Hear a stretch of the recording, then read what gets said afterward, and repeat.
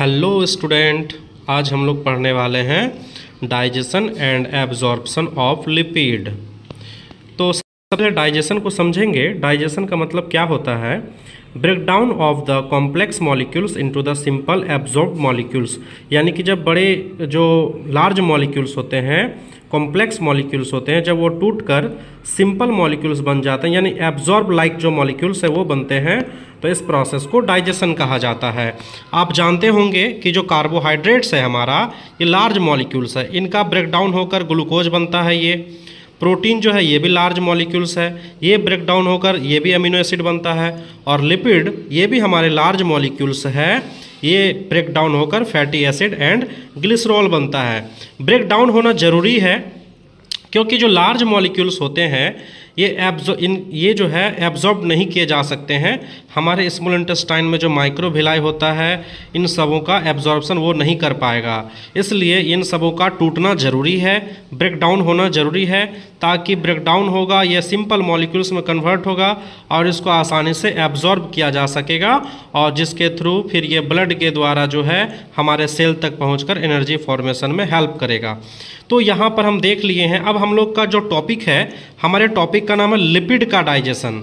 तो लिपिड के डाइजेशन को समझेंगे तो लिपिड डाइजेशन क्या है कि लार्ज कॉम्प्लेक्स लिपिड का जो बड़ा मॉलिक्यूल्स होते हैं वो convert into absorbable molecules fatty acid and glycerol is called lipid digestion. यानी लिपिड जो है वो टूट कर हमारे फैटी एसिड और ग्लिसरॉल में जब कन्वर्ट होते हैं तब इसे लिपिड डाइजेशन कहा जाता है।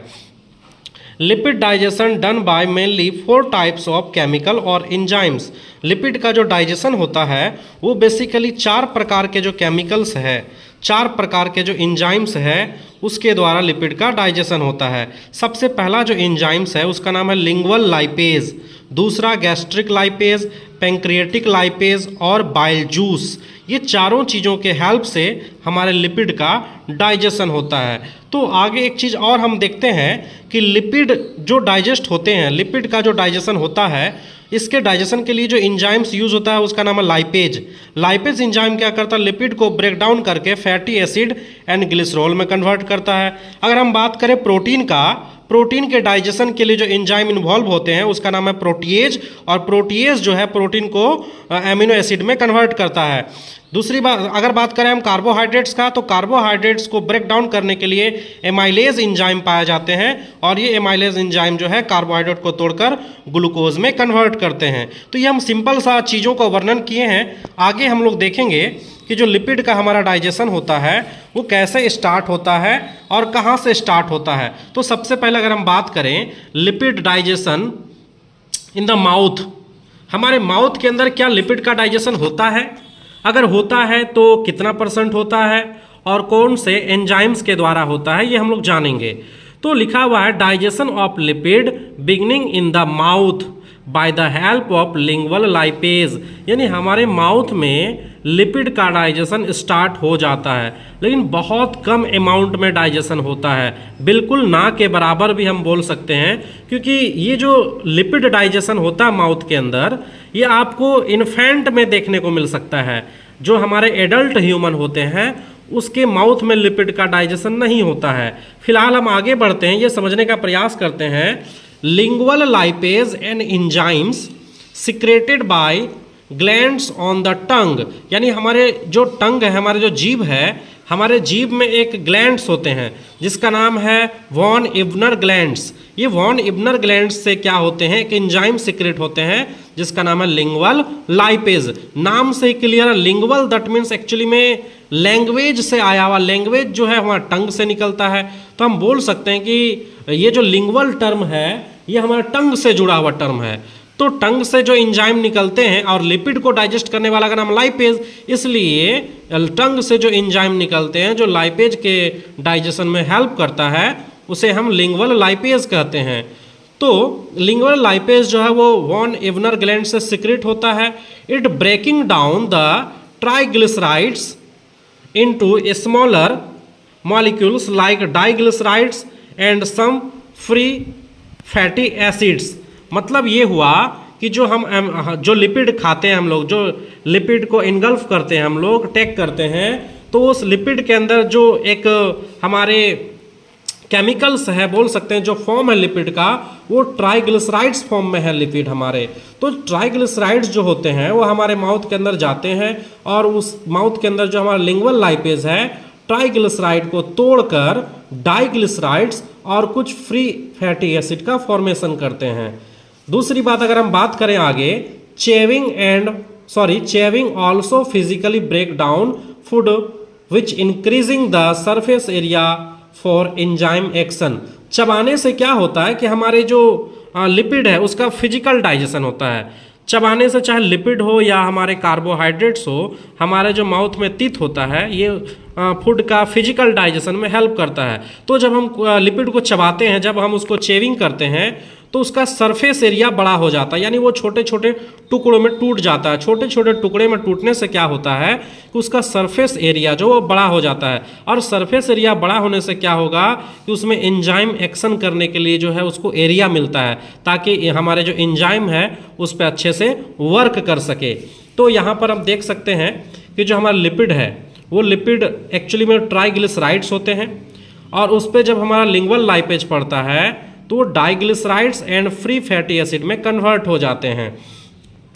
आगे हम देखते हैं कि नेक्स्ट पॉइंट में, in the mouth about 10 to 30% of overall fat digestion by the help of lingual lipase, यानी हमारे माउथ के अंदर 10 से लेकर 30% तक ही लिपिड का डाइजेशन होता है। 100% लिपिड का डाइजेशन नहीं हो सकता है, क्योंकि 100% कोई भी चीज़ का डाइजेशन हमारे माउथ में नहीं होता है। कंप्लीटली डाइजेशन आप सभी जानते होंगे कि कोई भी फूड का जो कंप्लीटली डाइजेशन होता है वो हमारे स्मॉल इंटेस्टाइन में होता है। ठीक है, तो चाहे वो फूड हो, कार्बोहाइड्रेट्स हो, चाहे वो प्रोटीन हो, वो फिर लिपिड ही क्यों ना हो, तो ये तीनों चीज़ का जो कंप्लीट डाइजेशन होता है वो कहाँ होता है, हमारे स्मॉल इंटेस्टाइन में होता है। तो अभी हम बात करें लिपिड का, तो लिपिड का डाइजेशन हमारे माउथ में स्टार्ट होता है, लेकिन बहुत कम डाइजेशन होता है, 10 to 30% ही डाइजेशन हो पाता है। Lingual lipase work best in an acidic environment with A pH range of 4.5 to 5.4 बता रहा है कि जो लिंगुअल लाइपेज है ये एंजाइम अगर बहुत अच्छा वर्क कर रहता है तो ये कौन से pH रेंज पे अच्छा वर्क करता है, ये 4.5 to 5.4। ये जो pH रेंज है ये हमारा एसिडिक pH रेंज है, और हमारे माउथ के अंदर जो pH रेंज होता है वो लगभग न्यूट्रल होता है। 6.8 समथिंग हमारे माउथ के अंदर pH वैल्यू होता है। तो इस हिसाब से लिंगुअल लाइपेज हमारे माउथ के अंदर इनएक्टिव फॉर्म में होते हैं, क्योंकि वो एक्टिव फॉर्म में तभी आएंगे जब हमारे माउथ का pH इस रेंज में होता, लेकिन हमारे माउथ का pH तो इस रेंज में होता नहीं है, वो 6 पॉइंट के एबव होता है और 7 के नीचे होता है। इसलिए हम बोल सकते हैं हमारे माउथ में लिपिड को डाइजेस्ट करने के लिए एंजाइम जरूर मौजूद है, लेकिन वो वर्क प्रॉपर नहीं कर पाते हैं। क्यों नहीं कर पाते हैं, कि इसका वजह है कि हमारे माउथ का जो pH रेंज है वो लगभग न्यूट्रल है, और लिंगुअल लाइपेज को वर्क करने के लिए जो pH रेंज की आवश्यकता होती है वो लगभग एसिडिक मीडियम की आवश्यकता होती है, जो कि यहाँ पर सिंपल वे में लिखा हुआ है। Lingual lipase work best in an acidic environment, acidic environment में ही वो वेस्ट वर्क कर सकता है, और जो है विथ ए pH रेंज कितना होना चाहिए, 4.5 से लेकर 5.4 होना चाहिए। तो जब भोजन के साथ यानी लिपिड को जब हम चबाते हैं, चबाने के साथ साथ उसमें लार मिक्सअप होता है और हमारे ये एंजाइम्स भी मिक्सअप होते हैं लिंगुअल लाइपेज, और ये सारे चीज़ जब मिक्सअप हो जाते हैं उसको बोलस बोलते हैं। वो बोलस हमारे ओसोफेगस के थ्रू जो है स्टोमक में पहुंचते हैं। तो अब स्टोमक में क्या होता है, it's active in the stomach, यानी कि ये जो लिंगुअल लाइपेज है ये एंजाइम्स हमारे माउथ में तो इनएक्टिव होते हैं, क्योंकि माउथ में आपको बता दिए कि pH रेंज हमारा लगभग न्यूट्रल होता है, जबकि इनको एक्टिव होने के लिए pH रेंज कितना होना चाहिए, एसिडिक होना चाहिए। और हम जानते हैं कि हमारे स्टोमक का जो pH रेंज होता है वो एसिडिक होता है। इसलिए जो है ये जब हमारे बोलस के साथ ये एंजाइम हमारे स्टोमक में पहुँचते हैं तो it's active in the stomach where it beginning the breakdown of triglycerides into free fatty acid and partial glycerides। तो कहने का मतलब ये हुआ कि जो हमारे लिंगुअल लाइपेज है ये लिंगुअल लाइपेज स्टोमक में जाके एक्टिवेट होता है। स्टोमक में क्यों एक्टिवेट होता है इसका आंसर शायद आप लोगों को मिल चुका है। ठीक है। तो स्टोमक के अंदर जो है हमारे ये जो लिंगुअल लाइपेज है ये ट्राइग्लिसराइड्स को जो है वो हमारे डाइग्लिसराइड्स में, फ्री फैटी एसिड में और कुछ ग्लिसराइड्स में कन्वर्ट कर देते हैं हमारे लिंगुअल लाइपेज को, ठीक है। आगे हम ये देखेंगे कि जो हमारे लिंगुअल लाइपेज है also called triglycerol lipase, lingual lipase को एक और नाम से जानते हैं triglycerol lipase because it break triglycerol lipid. तो मेरा कहने का मतलब ये है कि जो लिंगुअल लाइपेज है उसे हम लोग ट्राइग्लिसरॉल लाइपेज भी कहते हैं। क्यों? क्योंकि ये ट्राइग्लिसरॉल को ब्रेक करता है। तो यहाँ तक तो चर्चा हुई है स्टोमक के अंदर हमारे लिपिड के डाइजेशन का। तो स्टोमक के अंदर जो लिपिड का डाइजेशन हुआ उसके डाइजेशन के लिए हमारे जो है लिंगुअल लाइपेज हैं। और लिंगुअल लाइपेज के अलावा स्टोमक के अंदर और किस चीज़ का डाइजेशन होता है? तो lipid digestion in the stomach. तो lipid digestion in the stomach done by gastric lipase. Gastric lipase क्या होते हैं कि एक्चुअली में गैस्ट्रिक जूस में कुछ लिपिड को डाइजेस्ट करने वाले एंजाइम होते हैं और उसी से आया हुआ गैस्ट्रिक लाइपेज। तो हम जानते हैं कि गैस्ट्रिक जूस क्या होते हैं, हमारे स्टोमक से जो है बहुत सारे कुछ एंजाइम्स रिलीज होते हैं, जैसे HCl है, पेप्सिन है, रेनिन है। ये सारे एंजाइम्स जो है ये सारे एंजाइम्स को एक साथ हम लोग गैस्ट्रिक जूस बोलते हैं। इसमें लाइपेज एंजाइम भी इन्वॉल्व होते हैं। तो आप समझिए कि जो हमारे गैस्ट्रिक जूस है उस गैस्ट्रिक जूस के अंदर जो एंजाइम्स है उसे हम लोग जो लिपिड को डाइजेस्ट कर रहा है उसे गैस्ट्रिक लाइपेज कहते हैं, ठीक है। तो गैस्ट्रिक लाइपेज के बारे में हम लोग थोड़ा सा चर्चा करते हैं। Gastric lipase is an enzyme found in the gastric juice specifically secreted by the stomach chief cell. हमारे स्टोमक के एक स्पेशल सेल है जिसका नाम है चीफ सेल। इस चीफ सेल से जो हमारे ये जो गैस्ट्रिक लाइपेज है ये गैस्ट्रिक लाइपेज चीफ सेल से ही निकलता है, ठीक है। नेक्स्ट पॉइंट में है it working optimally in an acidic environment.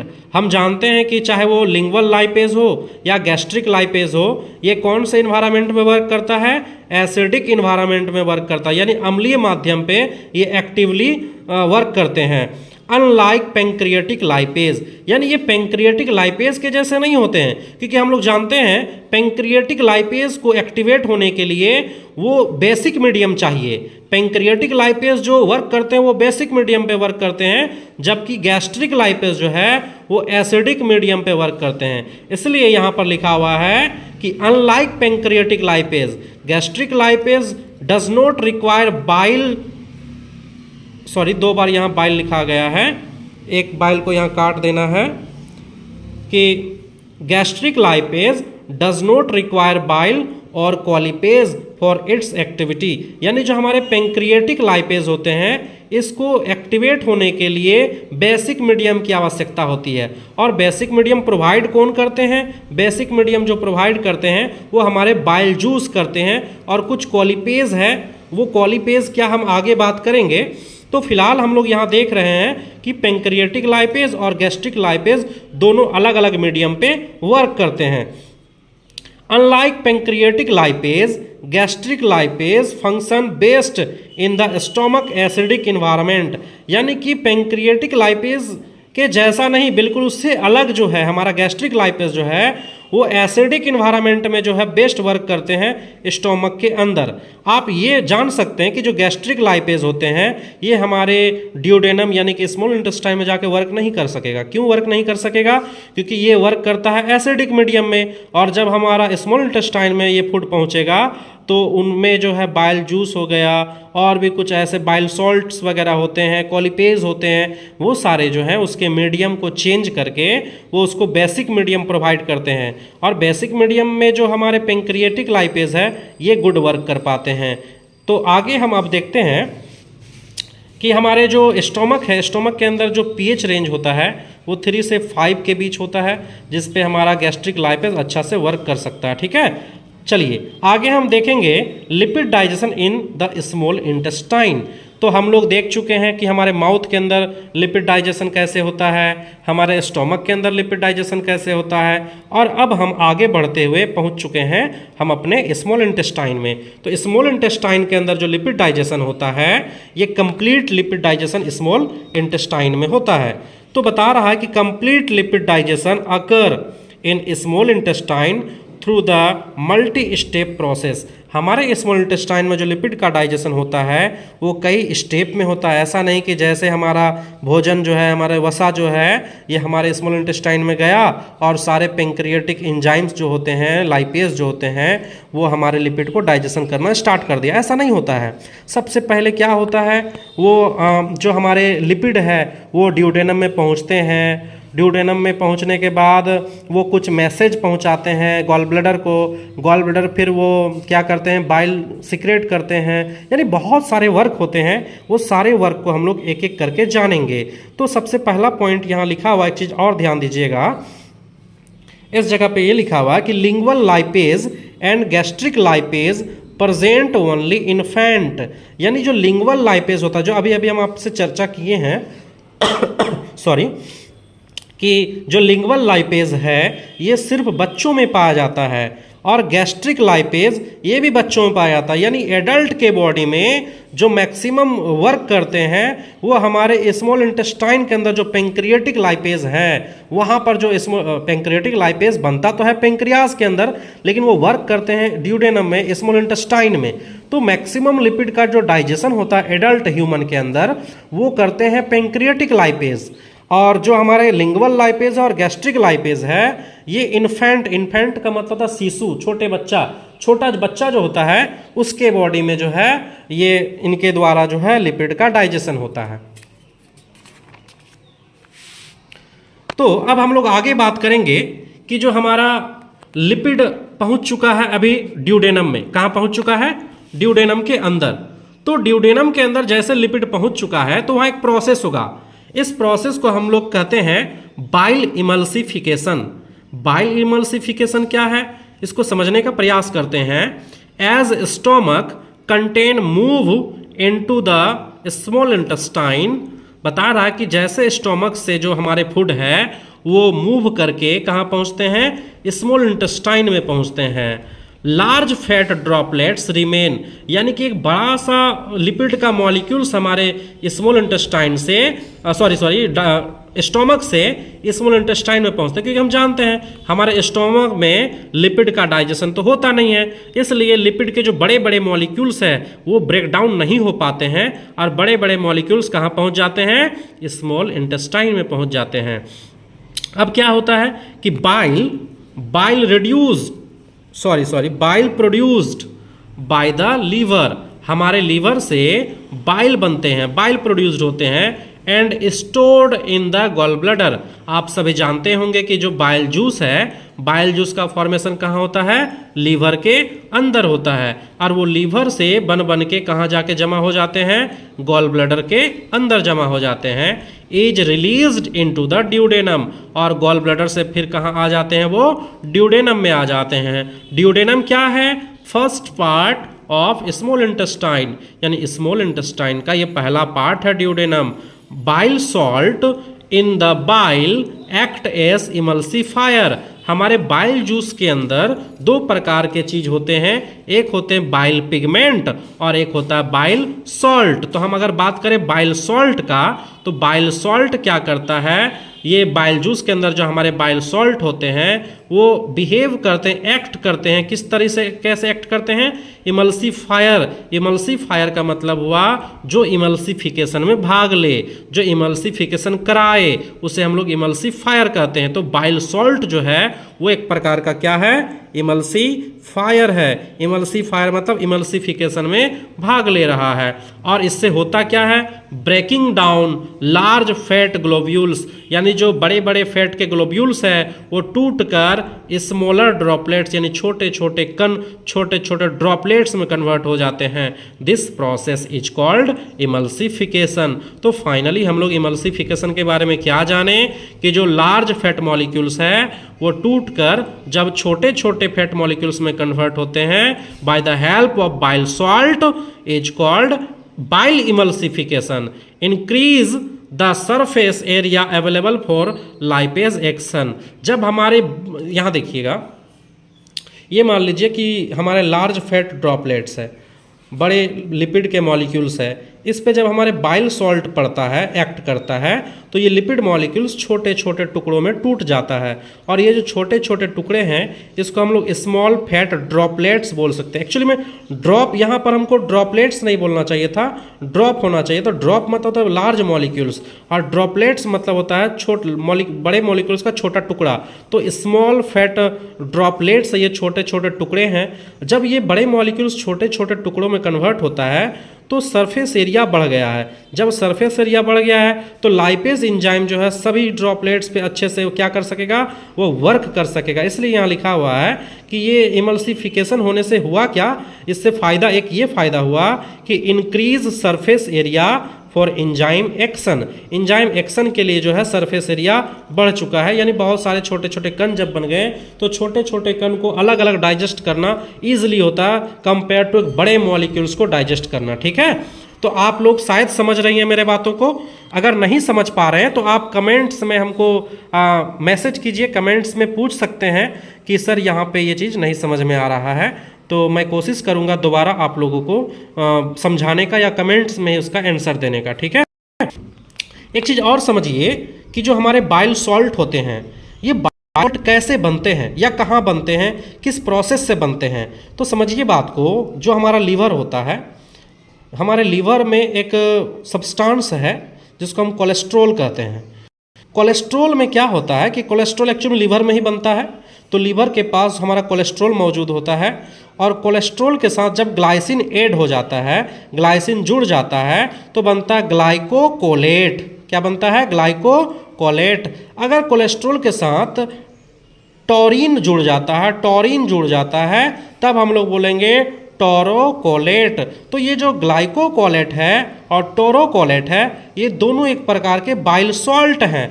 यही सब जो है, एक्चुअली हम यहाँ जो बाइल सॉल्ट लिखे हैं तो इसके जगह पर यही दोनों मौजूद हैं, ग्लाइकोकोलेट एंड टोरोकोलेट। तो यहाँ पर लिखा हुआ है कि glycocholate and taurocholate both are the bile salt, यानी ये दोनों बाइल सॉल्ट के तरफ बिहेव करता है। बाइल सॉल्ट की तरफ बिहेव क्या करेगा? ये बाइल सॉल्ट है। समझ रहे हैं बात को ना? तो आप समझ चुके होंगे कि बाइल सॉल्ट जो है उसका जो प्रिकर्सर है, यानी उसका वो किससे फॉर्म्ड होते हैं? वो कोलेस्ट्रॉल से फॉर्म्ड होते हैं, वो कोलेस्ट्रॉल से बनते हैं। कोलेस्ट्रॉल के साथ जब ये दोनों चीज़ मिल जाते हैं तो दो अलग अलग प्रकार के बाइल सॉल्ट का फॉर्मेशन होता है। ठीक है, चलिए हम आगे बढ़ते हैं। आगे यहाँ लिखा हुआ है कि व्हेन काइल। अब समझिए काइल क्या है? काइल का मतलब ये हुआ कि जब हमारे फूड स्टोमक से स्मॉल इंटेस्टाइन में पहुंचते हैं तब उसे हम लोग बोलते हैं काइल। जब हमारे माउथ के अंदर जो सलाइवा मिल जाते हैं फूड के साथ, तब माउथ के अंदर जब सलाइवा मिल गया तो वो फूड को बोलते हैं बोलस। वो बोलस जब ओसोफेगस होते हुए स्टोमक में पहुंचता है तो स्टोमक में गैस्ट्रिक जूस मिलता है उसके साथ, और जब गैस्ट्रिक जूस मिलता है तो उसे कहते हैं काइम। और जब हमारे काइम आगे मूव करके स्मॉल इंटेस्टाइन में पहुंचते हैं तब उसे हम लोग कहते हैं काइल। तो लिखा हुआ है when Kyle enter the duodenum. जैसे ही काइल जो है वो ड्यूडेनम में प्रवेश करते हैं, द सीसीके। सीसीके क्या है? कोलेसिस्टोकाइनिन। एक प्रकार के केमिकल्स है जो हमारे ड्यूडेनम के जो आई सेल होते हैं वो आई सेल से सिक्रेट होते हैं, और ये क्या करते हैं? Cholecystokinin contract the gall bladder. ये गॉल ब्लैडर को जाके एसएमएस देता है, गॉल ब्लैडर को जाके कॉन्ट्रैक्ट करवाता है, संकुचित करवाता है। रिजल्ट इससे होता क्या है कि releasing of bile from gall bladder to the duodenum. Also CCK stimulate pancreatic lipase. तो समझने का प्रयास कीजिए, हम यहाँ क्या समझाना चाह रहे हैं? हम ये समझाना चाह रहे हैं कि जब हमारे जो फूड है स्मॉल इंटेस्टाइन में पहुँचता है, तो जैसे ही फूड स्मॉल इंटेस्टाइन में पहुँचता है तो स्मॉल इंटेस्टाइन के अंदर एक स्पेशल सेल होता है जिसे हम लोग आई सेल कहते हैं। वो आई सेल क्या करता है? एक केमिकल रिलीज करता है, वो केमिकल का नाम है CCK यानी कि कोलेसिस्टोकाइनिन। ये कोलेसिस्टोकाइनिन पहुंच जाता है गॉल ब्लैडर के पास, वो जाके बोलता है कि आप जो है बाइल जूस को सिक्रेट कीजिए, बाइल जूस को निकालिए, क्योंकि ड्यूडेनम में क्या पहुंच चुका है, ड्यूडेनम में लिपिड युक्त भोजन पहुंच चुका है, उसको वहाँ पर उसके मीडियम को चेंज करना पड़ेगा, क्योंकि अभी वो स्टोमक से आया हुआ है, एसिडिक मीडियम से आया हुआ है, अभी हमको मीडियम चेंज करना पड़ेगा, बेसिक मीडियम करना पड़ेगा, इमल्सिफिकेशन करना पड़ेगा। तो गॉल ब्लैडर क्या करता है, अच्छा ठीक है ऐसा बात है, भोजन पहुंच चुका है तो ठीक है हम जो है बाइल जूस को निकालते हैं। तो वो क्या करता है गॉल ब्लैडर, बाइल जूस को निकाल के कहाँ पहुंचा देता है, ड्यूडेनम तक पहुंचा देता है। लेकिन इंपॉर्टेंट वाली बात यह है कि गॉल ब्लैडर से बाइल जूस को सिक्रीशन करवाया कौन, तो सिक्रीशन करवाया CCK यानी कोलेसिस्टोकाइनिन। और कोलेसिस्टोकाइनिन कहाँ से रिलीज हुआ, ये ड्यूडेनम के ही एक स्पेशल सेल से रिलीज हुआ, जो जिस सेल का नाम है आई सेल। ठीक है, अब ये जो कोलेसिस्टोकाइनिन है ये केवल गॉल ब्लैडर को जाके एक्टिवेट नहीं किया, उसके साथ ही साथ ये पेंक्रियाज के पास भी पहुंच गया और पेंक्रियाज को बोला कि भाई आप पेंक्रियाटिक लाइपेज निकाल दीजिए, क्योंकि वहां पर पहुंच चुका है लिपिड, और लिपिड को तो डाइजेस्ट करना पड़ेगा ना। तो अगर आप डाइजेशन करना चाहते हैं लिपिड का तो आप क्या निकालिए, पेंक्रियाटिक लाइपेज निकालिए। तो यानी सोचिए कि ये CCK कोलेसिस्टोकाइन किस प्रकार से वर्क कर रहा है, ये दोनों को जाके सूचना दे दिया, ये दोनों को जाके इंफॉर्मेशन दे दिया, एक गॉल ब्लैडर को दिया और दूसरा किसको दिया, पेंक्रियाज को दिया। गॉल ब्लैडर को जैसे सूचना दिया तो गॉल ब्लैडर क्या निकाल दिया, बाइल जूस निकाल दिया, और पेंक्रियाज को जब वो सूचना दिया तो पेंक्रियाज क्या निकाल दिया, पेंक्रियाटिक लाइपेज निकाल दिया।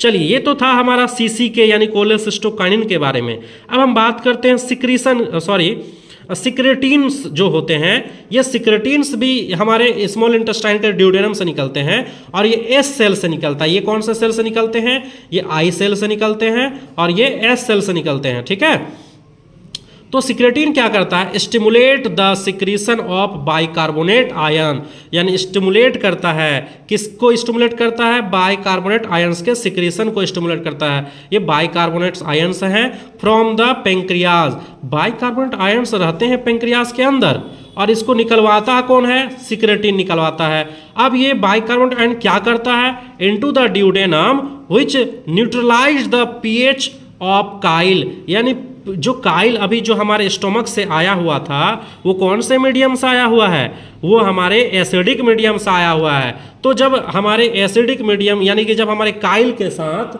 ये जो हमारे बाइकार्बोनेट आयंस हैं काइल के साथ जब मिक्सअप होगा तो ये धीरे धीरे धीरे धीरे एसिडिक मीडियम से उसको बेसिक मीडियम की ओर लेके जाएगा, यानी पहले वो न्यूट्रलाइज्ड करेगा और धीरे धीरे फिर उसके pH रेंज को बढ़ाएगा और pH रेंज जब बढ़ेगा तो वो कौन से मीडियम पे पहुंच जाएगा, बेसिक मीडियम पे पहुंच जाएगा, यानी क्षारीय माध्यम पे वो पहुंच जाएगा। तो ये सब अभी पेंक्रियाटिक लाइपेज वर्क नहीं किया, समझिए बात को, पेंक्रियाटिक लाइपेज अभी वर्क नहीं किया, वर्क करने से पहले उसके मीडियम को जो चेंज किया है, उसके मीडियम को चेंज किया बाइकार्बोनेट आयंस, और ये बाइकार्बोनेट आयन को निकालने में जो हेल्प कर रहा वो कौन करा, सिक्रेटिन उसको हेल्प किया। ठीक है, चलिए आगे हम बढ़ते हैं, पेंक्रियाटिक लाइपेज की ओर जाते हैं, जो हमारा मोस्ट इंपॉर्टेंट एंजाइम्स है for lipid digestion which secrete the pancreas. हम ये समझेंगे कि जो पेंक्रियाटिक लाइपेज है ये हमारे कहाँ से निकलते हैं और ये कैसे वर्क करते हैं, समझिए बात को।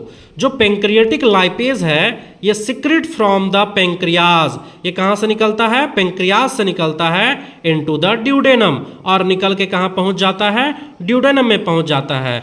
इट एक्ट ऑन ट्राइग्लिसराइड्स, और ये किस पे वर्क करता है, ट्राइग्लिसराइड, दैट मीन्स ये लिपिड पे वर्क करता है। Then triglyceride convert into monoglyceric acid and free fatty acid, ये ट्राइग्लिसराइड जो है फाइनली टूट कर हमारे मोनोग्लिसरिक एसिड बनते हैं और फ्री फैटी एसिड बनते हैं। तो एक चीज़ और समझने का प्रयास कीजिए आप, यहाँ पर हम केमिकल स्ट्रक्चर बनाए हैं, ये केमिकल स्ट्रक्चर क्या है, ये स्ट्रक्चर है ग्लिसरॉल का।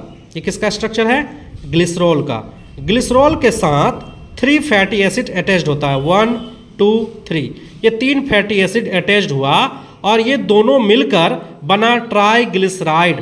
ट्राइग्लिसराइड मतलब हमारा हुआ लिपिड, तो सॉरी हमारा जो लिपिड है, ये जो लिपिड बना जिसको हम ट्राइग्लिसराइड कहते हैं, तो इसमें 3 फैटी एसिड होता है और 1 ग्लिसरॉल होता है। तो 1 ग्लिसरॉल प्लस 3 फैटी एसिड मिलकर हमारा क्या बनते हैं, ट्राइग्लिसराइड बनते हैं। तो जो पेंक्रियाटिक लाइपेज है ये इस पे वर्क करता है। किस पे वर्क करेगा, ये ट्राइग्लिसराइड्स पे वर्क करता है, यानी कि वो R1 जो हमारा कार्बन नंबर 1 है, कार्बन नंबर 1 पे वर्क करेगा, और कार्बन नंबर जो 3 है, ये 1 है मान लीजिए कार्बन नंबर, ये 2 है, ये कार्बन नंबर 3 है। तो जो हमारे पेंक्रियाटिक लाइपेज होते हैं ये कार्बन नंबर 1 और कार्बन नंबर 3 पे वर्क करते हैं, और इसके बॉन्ड को तोड़ते हैं, ब्रेक करते हैं। ठीक है, तो आप और इसको अच्छे से समझने के लिए आप ये समझ सकते हैं कि मान लीजिए कि ये हमारे हैं ग्लिसरॉल, ये जो आप राउंड स्ट्रक्चर देख रहे हैं ये है ग्लिसरॉल। ठीक है, और इसके साथ हमारे 3 फैटी एसिड जुड़ा हुआ है, fatty acid 1, fatty acid 2, fatty acid 3। अभी आपको बताए ना कि जो हमारे 1 ग्लिसरॉल के साथ 3 फैटी एसिड जुड़ा हुआ है, तो इसको इजी वे में समझाने के लिए हम यहाँ बताना चाह रहे हैं कि 1 ग्लिसरॉल है और उसके साथ कितना फैटी एसिड जुड़ा हुआ, 3, 1, 2 और 1, 3। तो ये जो स्ट्रक्चर बना, ये 3 फैटी एसिड और 1 ग्लिसरॉल मिलकर ये स्ट्रक्चर को बोलते हैं ट्राइग्लिसराइड। अब होगा क्या कि जो हमारे पेंक्रियाटिक लाइपेज है, ये कार्बन नंबर 1 है मान लीजिए, ये जिससे पहला फैटी एसिड जुड़ा हुआ है, तो इसको ब्रेक कर देता है 1 को, और जो हमारे फैटी एसिड 3 है जो कार्बन नंबर 3 से जुड़ा हुआ है, इसको ही ब्रेक कर देता है। यानी कि पेंक्रियाटिक लाइपेज जो है 1 और 3 नंबर पे जो फैटी एसिड है इसको काट रहा है, तोड़ रहा है। तो फाइनली हमारा बनेगा क्या, जो हमारे ग्लिसरॉल होगा, जो हमारा ग्लिसरॉल है इसके साथ तो एक ही फैटी एसिड जुड़ के रह गया, ओनली 1 फैटी एसिड, एक फैटी एसिड जुड़ के रह गया। वो कितने नंबर का, 2 नंबर का फैटी एसिड जुड़ के रह गया, क्योंकि काटा कौन, 2 ठो काटा है ना, एक हमारा 1 नंबर को काटा और दूसरा 3 नंबर को काटा है पेंक्रियाटिक लाइपेज। 2 नंबर को तो नहीं काटा, तो 2 नंबर वाला तो बच गया। तब इसका नाम, क्योंकि एक फैटी एसिड जुड़ा हुआ है, इसलिए नाम पड़ा इसका मोनोग्लिसराइड। क्या नाम पड़ा, मोनोग्लिसराइड। 2 नंबर पे इसलिए हम बोलते हैं 2 मोनोग्लिसराइड्स, प्लस साथ में हमारे इसको जब काट देगा, 2 फैटी एसिड को काट देगा, तो ये फैटी एसिड क्या होगा, ये फैटी एसिड फ्री हो जाएगा, यहां से क्या हो जाएगा, फ्री हो जाएगा, ये है ना, ये फ्री हो जाएगा। ये भी क्या होगा, 3 नंबर, ये भी फ्री हो जाएगा। ठीक है, तो ये दोनों क्या हो गया, फ्री हो गया। यहीं पर हम लिख दिए फ्री फैटी एसिड। कितना फ्री फैटी एसिड है, 2, इसलिए जो है हमारा 2 फ्री फैटी एसिड का फॉर्मेशन हुआ। तो फाइनली जब हमारे ये जो ट्राइग्लिसराइड है, ट्राइग्लिसराइड में जब हमारे पेंक्रियाटिक लाइपेज वर्क करते हैं तो क्या बनता है, बनता हमारा क्या है, हमारा ये बनेगा कि मोनोग्लिसराइड बनेगा, यानी ये चीज बना, और साथ में 2 ठो क्या बना, फ्री फैटी एसिड बना। तो इस तरीके से जो है हमारा पेंक्रियाटिक लाइपेज जो है वो ट्राइग्लिसराइड को ब्रेक डाउन करता है, तोड़ता है। तो फाइनली हम लोग ये पूरा प्रयास किए समझने का कि हमारे लिपिड का जो डाइजेशन है वो किस प्रकार होता है। आई होप आप लोगों को समझ में आया होगा। अगर आप लोगों को मेरा समझाने का तरीका पसंद आता है तो आप वीडियो को शेयर कीजिए, इससे ज़्यादा से ज़्यादा मेरे अंदर मोटिवेशन जगेगा कि मेरा जो वीडियो है वो अच्छा बन रहा है, मैं आप लोगों को समझा पा रहा हूँ। ठीक है, चलिए, धन्यवाद।